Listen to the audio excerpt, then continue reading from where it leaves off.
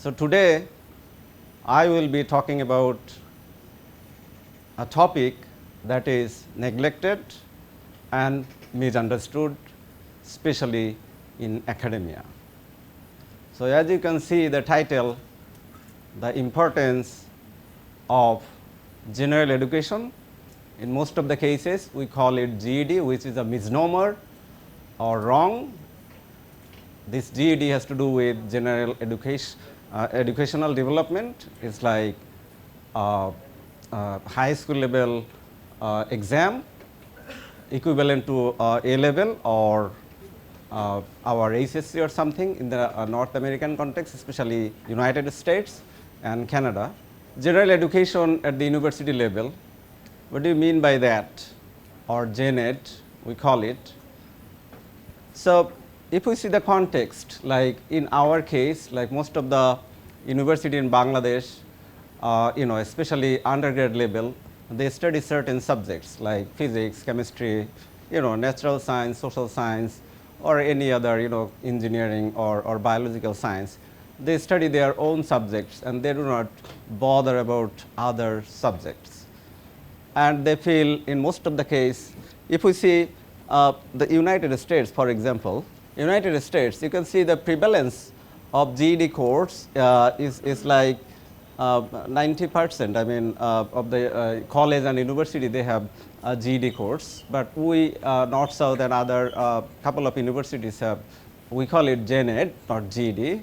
So I'm habituated with the GED, the wrong name that we are using all the time. So from now on, I would suggest that instead of using the word GED, you should use the word GENED or general education. And if you see that in North American context, about 30% courses are covered through GENED or general education courses.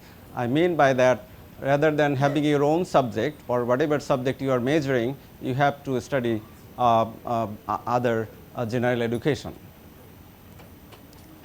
So still, if you are thinking what I am talking about, that general education do we need? We need to be very specialized. We need to be very expert in certain subjects, right? But if you think about, like in our case, there are certain myths. GED, it's boring, or general education is boring subject. Social science or any other science student, for social science, any natural science subject like physics, chemistry, these are like, they do not need that, right? So they need to be specialized in their own subject. They do not need to be jack of all trades.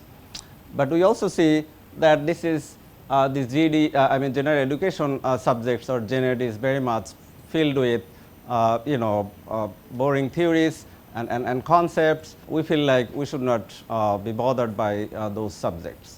And also sometimes students, we find that they take GED because that will make their grade healthier, or GED is very fun and easy.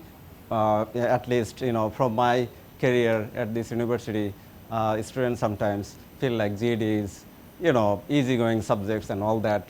But in reality, we'll see how GED can make you think or show you the same world with different eyes. So this is very buzzword of learning about STEM, or we say science, technology, engineering, and mathematics. That is the future that we are living in, right? So what is in there for a science student to learn? Say, for example, anthropology or sociology or economics as a GENED subjects. So if we think about, if we ask a student of computer science, like you can devise a software or you can create something new. Say, for example, in the United States, in San Francisco Bay Area, you will find most of the tech companies are located there, right? You'll also see many homeless people are living on the street in San Francisco. So can you ask an engineer why are they living on the street? And very beside of that, most of the, trillion-dollar tech companies like Apple or Google, they are located there and can they explain the reason behind that, or can they explain like why poor people are poor, or can we take them out of the vicious circle of poverty? And if they do not give you answer, then they might say that, oh no, this is not my cup of tea. I deal with tech, so ask me about any algorithm or AI or social science and other things. That is not my cup of tea. Your cup of tea, that is as well, because you are a scientist for a few hours. The rest of the hours you are not a scientist. You might be a father, you might be a consumer, you might be a seller, you might be a lover, you have a lot of roles in your entire day. So how come you deal with the society, religion, economics, politics with having only engineering knowledge? So in many cases we see many people, they dehumanize subjects, they just become nutballs of their knowledge, and sometimes they fall into the trap of violence or extremism. But had we given them with the knowledge of critical thinking, or knowledge of like if we think of say for example humanism. By humanism, what do we mean by that? We normally think humanism has to do with like we are the superior being or superior creature on this planet, and everything or whatever we have surrounded by us should be our for the betterment of humans. So just imagine a couple of years back we had a pandemic, right? So we thought that we are the human, whatever we want we can exploit the animal kingdom or anything or everything. But what about our activities that actually hampering the environment, or just think about your mobile that you are using every day, producing a lot of data, and guess what, where is this data going? It's going, we say, in the cloud, but no, it goes somewhere in the data center located across the world. And what does it do? It creates, it consumes power, right, fossil fuel, and it creates you can say global warming, carbon dioxide. So at the end of the day, your every click actually contributing to that sustainability of this planet. And guess what? This human action actually producing such a phenomena that we are living in such a time, we call it Anthropocene. By that I mean that human are now in the driving seat even of the nature. As a result, nature has been changed, right? And nature has been changed in such a way that we can see drought somewhere, in other parts we can see that inundation of flooding everywhere, deluge is happening, right? So we are not bothered by the surroundings, but can you escape it in any way? Being a computer scientist, a biologist, an engineer, creating something new and winning a Nobel Prize, right? So what should you do as a scientist, as an engineer student? There comes the study of social science or other subjects as GED courses, because that can give you critical thinking, that can give you logic, that can give you who you are, that can give you those people are not having their food, why they are poor, and how can we get out of them from the circle of poverty, why there are conflicts that is happening across the world, why vaccine, though it is scientific matter, it is getting political, right? We say Chinese vaccine, American vaccine, Russian vaccine, and we have our faith attached to that. The American vaccine has more loyalty to the people, right? So we say American vaccine, there is no question about that. The Chinese vaccine, so science is not apolitical. What is that I mean by that? That science is not apolitical, science is also political. So to study science, we need to also study politics. If you go with the non-STEM measures, by that I mean maybe you are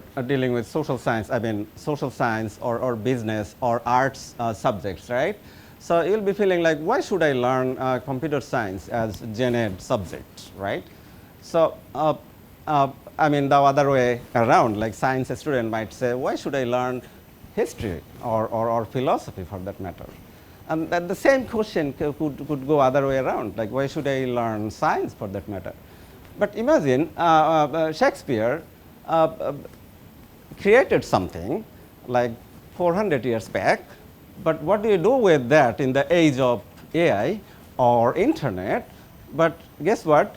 That novel or play or whatever he wrote, that could be visualized through new technology, right? So you are a student of humanities, but you need to learn all the software skills. Like, say for example, the simple software can change your possibilities of having a good job in the marketplace. Like, you are a student of marketing, but you don't know how to analyze market trend using software. Say for example, you do not know how to deal with quantitative data and qualitative data and other things. So just imagine being an undergraduate student or a university student. We study all the time other people's creation, other people's book, but what does it mean? You are not owning that knowledge. You are just trying to remembering that thing. You are trying to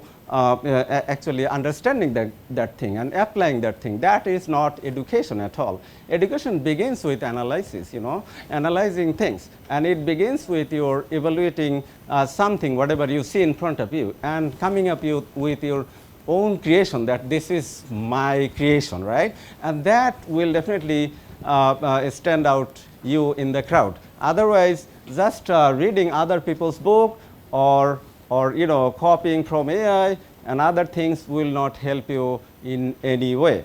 And if you want to claim your own identity, if you want to claim your own creation, then you have to do your own research, because at the end of the day you own that research.